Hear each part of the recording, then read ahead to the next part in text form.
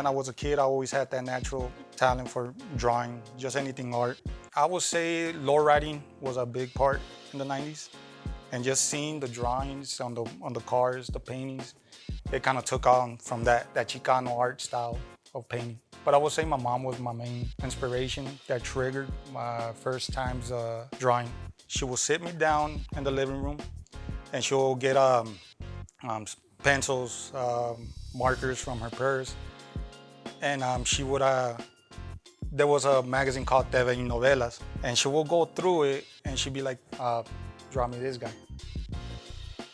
The way she inspired me with my art and the way she felt about my art, I would say she absolutely loved it. She, no matter where she went, she will always pull out little drawings that I would do when I was a kid and show it off to the teachers, to like her friends. And when she passed, you know what, it left a big void.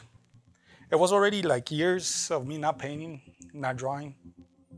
But it kept calling me because I remember my mom always wanted me to continue that. And when she passed away, I picked up the paintings and stuff like that. And one of the things that has affected me was how I say the simplest thing is when I did my first few paintings and I realized how good they looked, she's no longer there for me to take it to her. That's the one thing that I got missing. Is her facial expression. I want to see it. And I see everybody's and all my followers and people from Facebook, you know, say that I inspire them. And so I believe it. I could see that, okay, perhaps I got talent in this, but I just got that missing. It's her. I want to see her face and I'm never gonna see it.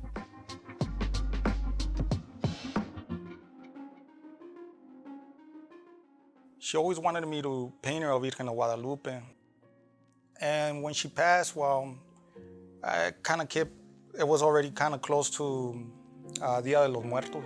So I decided to paint the Virgen of Guadalupe. And I was actually painting her like with a normal face and you know, how you see it. But then I kind of like got angry at myself to think that now that she's gone, now I'm doing it. I saw like the irony in that. Like I can't, like, why am I doing it now? So to honor her, since that's her painting, I decided to do the Virgen of Guadalupe like a Catrina, meaning her face paint, like Day of the Dead. I decided to post it on Facebook. You know, it was normal. I only had just my friends, not followers how I do now. I started getting some like messages saying that was very disrespectful. And that kind of like, I felt sick to my stomach. But then for each, like say 3-4 comments that they will make, you have a whole crowd, a whole sea of people defending me that I never met. And I could see now what art is, that it has a mix of emotions. You cannot please everybody. You're gonna have people that absolutely hate it and they'll go out of their way and let you know. But then you have a big crowd defending you. That was one of the main, I would say, moments where I realized that, okay, I'm triggering something with these paintings. My mother absolutely hated tattoos when I was a kid.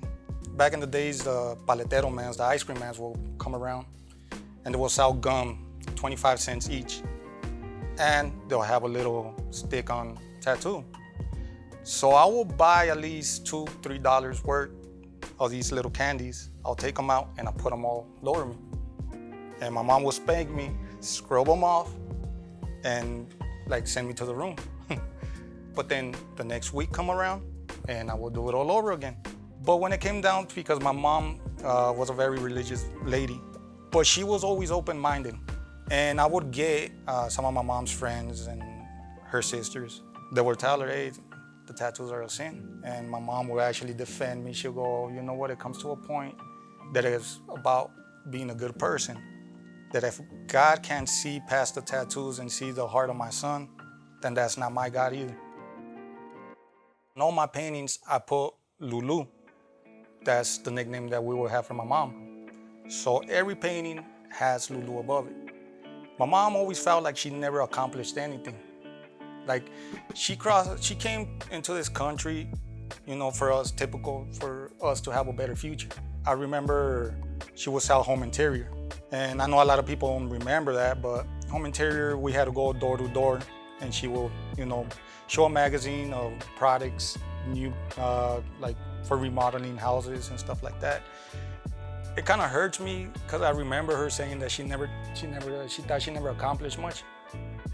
So I mean, I feel a lot of these like emptiness, like broken promises now that I can no longer do. But this is something that I can actually, I think, you know, she'll be everywhere. She'll travel this time.